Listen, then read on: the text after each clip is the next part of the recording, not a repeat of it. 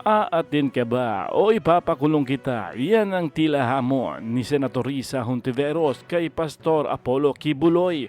Ipapa-aresto daw ng senador si Pastor kung hindi ito sisipot sa susunod na pagdinig. Napipikon na ang senador dahil kahit may sabpina na ay tila wala pa rin planong magpakita sa hearing sa Senado. Kung matatandaan ay nauna na ngang sinabi ni Kibuloy na haharapin ito lahat ng kanyang kaso kung dadalhin lamang ito sa korte at hindi diyan sa Senado. Dahilan pa nito ay may patong di umano sa kanyang ulo kaya delikado kaya naman hindi ito nagpapakita.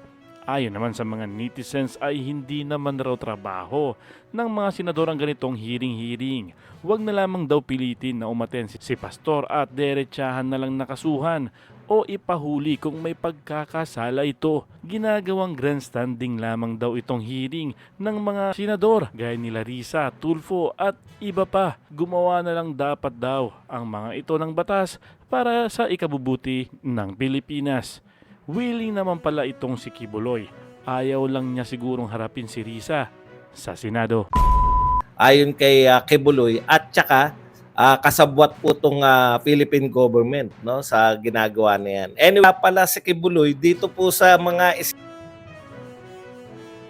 no, nahanda po at very makipag ayusin o humarap sa korte sa Amerika. Ang sa kasawiang palad, ngayon lang din natin natuklasan, dinidelay daw po, no? Sila pa, akala natin, kasi kaya po hindi po nagsisimula ay kagagawan po ni Pastor Apollo Kibuloy. Yung pala ay dinidelay. Kung very willing naman palang harapin, no, ni Pastor Kibuloy yung kanyang mga kaso, bakit hindi pa simulan? Actually, nabasa ko yan noon. Nabasa ko yan noon ng kainitan nung pagsasampa kay Pastor Apollo Kibuloy. Tapos nabasa ko rin na 2024 pa. 2024 pa itutuloy doon sa US. Sabi ko, bakit kaya dinidelay pa? Balang araw 'di ba? Kung seryoso kung ganun ka-serious yung mga bintang kay Apollo Kibuloy, human trafficking, sexual abuse, bakit kinakailangang i-delay, 'di ba? Okay, ikalawa, handa naman pala, kaya lang naghihintay, hindi po sila nagtatago, hindi po siya nagtatago daw, no? Panay daw to kasi ayon kay Kibuloy to ayon kay Pastor Kibuloy, hindi po sila nagtatago. In fact, naghihintay po sila ng request ng extradition, no? Mula po sa US, sa DOJ, wala pa po. Hindi naman po pwede na magkukusa yung gobyerno natin na iharap si Kibuloy nang wala pong pakiusap mula naman sa US government. So naliliwanagan po natin, wala po palang ibig sabihin hindi pa po nagre-request, kaya hindi po tumatakbo yung kaso pa sa US na very willing naman daw, no, na harapin ni Pastor Kibuloy dahil nga sa pangyayari na wala pa namang request sa DOJ. In return, hindi pa ma-surrender ng DOJ o ng pamahalaan ng Pilipinas si Pastor Kibuloy, no? Tapos ang sinasabi ni Pastor Kibuloy, deads na siya yung kanyang katawan wala na kaya eto, very willing siyang mamuno sa Pilipinas. Parang revolusyon na panawagan ni Pastor Kibuloy, no? Nananawagan na siya ng revolusyon. Siya na mamumuno ng isang bagong revolusyon. Magiging bagong bayan si Pastor Kibuloy. Anyways, susubaybayan po natin yan. In return po, nagpahayag po ang US Embassy. Sagot po dito po kay Pastor Kibuloy. Kasi ayaw po nung US Embassy yung mga ganyan, no? May mga paratang, lalo na po na ngayon mainit po yung Pilipinas dahil nga dito sa US-China RIF, no? Sabi po ng statement, ito po yung statement pala, sabi po ng state. Ito po yung statement ng US Embassy sa Maynila. For more than a decade, Apollo Kibuloy engaged in serious human rights abuses, including a pattern of systemic and pervasive rape of girls as young as 11 years old.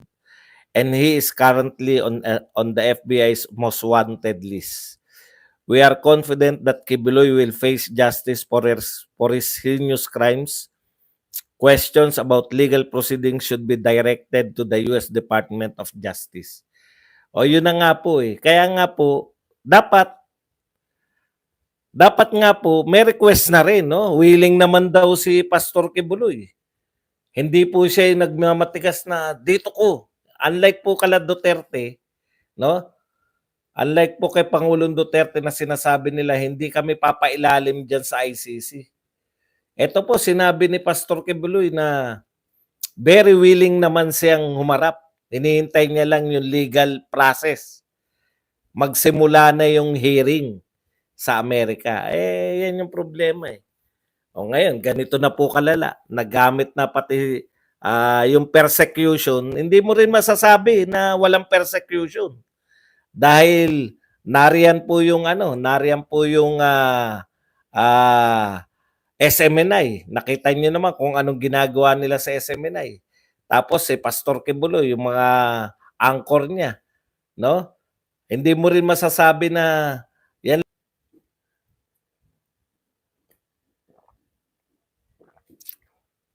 Punta po tayo dito. So, ang bigat po, no, kung pakikinggan niyo po yung mga akusasyon ni Apollo Kibuloy.